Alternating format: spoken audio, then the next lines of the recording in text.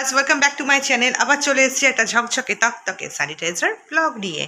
আজকে যাব হচ্ছে নৈহাটির বড়মার কাছে, সেই ব্লগটা আমি তোমাদের সাথে শেয়ার করব। দিয়ে এখন রেডি হয়ে গেছে, যাবে আমার সাথে।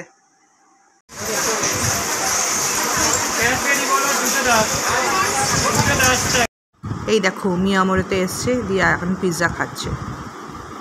এখন কিছুক্ষণ দাঁড়াবো, খাওয়াটা হোক, তারপর বেরিয়ে যাব মন্দিরের উদ্দেশ্যে।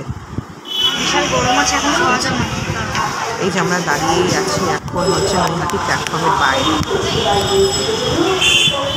এই যে এখন জ্বালানি